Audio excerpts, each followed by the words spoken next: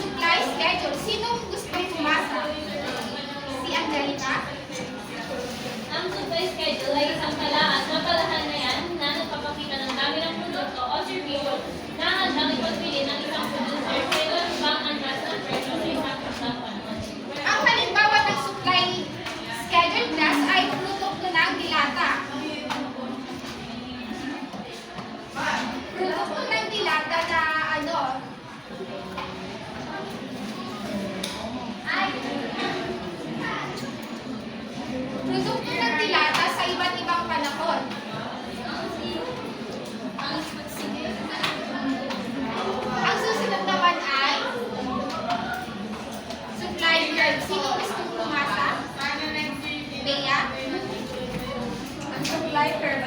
grafikong representasyon ng relasyon sa pagitan ng presyo ng isang produkto at ang dami ng supply na handang ipagbili ng mga producer sa isang takdang panahon.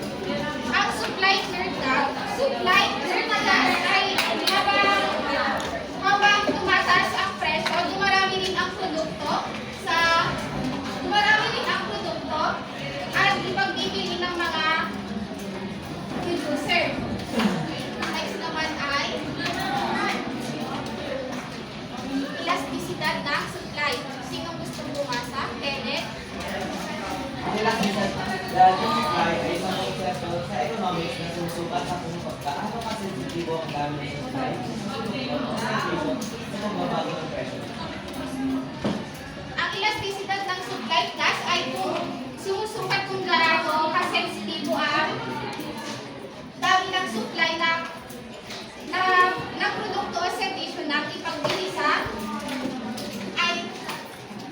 dami ng produkto o servisyo sa pagbabago ng presyo nito.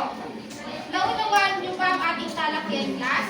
Oo! Okay lang ang naunawaan ng ating talakyan. Ako ay may katulungan para sa inyo. Sino ang makapagbibigay ng kahulugan ng Melissa?